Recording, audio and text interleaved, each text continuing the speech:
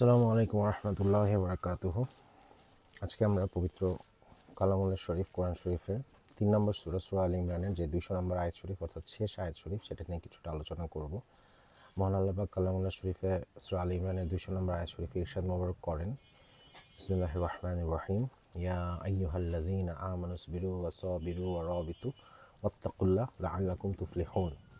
মহান আল্লাহ পাক ইরশাদ মোবারক করেন যে হে ঈমানদারগণ, যারা ঈমান এনেছো, মহান আল্লাহ পাক ওনার হাবিব সাল্লাল্লাহু আলাইহি ওয়াসাল্লাম ওনাদের প্রতি, তোমরা ধৈর্য ধারণ করো, ধৈর্যশীল হয়ে যাও এবং লেগে থাকো, এবং এই ব্যাপারে তোমরা মহান আল্লাহ পাক ওনাকে ভয় করো, তাহলে তোমরা সফলকাম হতে পারবে। আমরা জীবনে প্রত্যেকেই সফলকাম হতে চাই। তো যে কোনো কাজে সফল হওয়ার ক্ষেত্রে যে পদ্ধতি, যে উপায়, সেটা মহান আল্লাহ পাক তিনি পবিত্র কোরআন শরীফে বলে দিয়েছেন যে ধৈর্য ধারণ করতে হবে, ধৈর্যশীল হয়ে যেতে হবে এবং সেখানে লেগে থাকতে হবে। মহান আল্লাহ পাক ওনার হাবিব সাল্লাল্লাহু আলাইহি ওয়াসাল্লামের মত এবং পথে লেগে থাকতে হবে, এবং সাথে সাথে মহান আল্লাহ পাক ওনাকে ভয় করতে হবে। তাহলে আমরা সফল হতে পারবো এবং মহান আল্লাহ পাক আমাদেরকে সফল করে দেবেন। আমরা সবাই সফল হতে চাই। মহান আল্লাহ পাক যাতে আমাদের সবাইকে দুনিয়া এবং আখিরাতে ঈমানের সাথে থাকার, জীবন অতিবাহিত করার এবং ঈমানের সাথে মৃত্যুবরণ করার তৌফিক দেন, এবং আমরা যাতে পরকালে বিনা হিসাবে জান্নাতুল ফেরদৌস পাই সবাই, সেই দোয়া আমরা করি মহান আল্লাহ ওনার কাছে।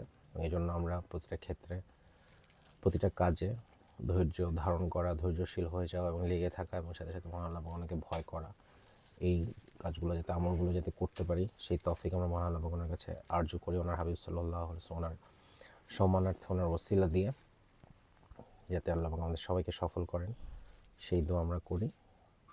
তো আমরা ইনশাল্লাহ এখন থেকে প্রতিদিন কোরআন শরীফ এবং হাদিস শরীফ থেকে একটা দুইটা বিষয় নিয়ে আলোচনা করব। আমি চেষ্টা করব এটা কন্টিনিউ করার জন্য। আমরা যাতে ইলিম অর্জন করতে পারি, মহান আল্লাহ পাক যাতে আমাদেরকে সহি ইলিম, সহি যে দ্বীনের বুঝ, সেটা আমাদেরকে দান করেন, এবং এর মাধ্যমে যাতে আমরা আমল করতে পারি, সেই তৌফিক আমরা মহান আল্লাহ পাকের কাছে চাচ্ছি। কারণ হাদিস শরীফে হুজুর পাক সাল্লাল্লাহু আলাইহি ওয়াসাল্লাম ইরশাদ মোবারক করেছেন, আল ইলমু ইমামুল আমল, ইলিম হচ্ছে আমলের ইমাম। তো আমরা যদি কোনো আমল করতে চাই, সেটার ইলিম যদি আমাদের না থাকে, তাহলে তো আমরা সেটা আমল করতে পারবো না। এই জন্য ইলিমটা খুব গুরুত্বপূর্ণ। তো আমরা মূলত হানাফি মাযহাব, যেটা হানাফি মাযহাব, সেই মাযহাবের ভিত্তিতেই যে আমলগুলো, সেগুলো নিয়ে আলোচনা করব।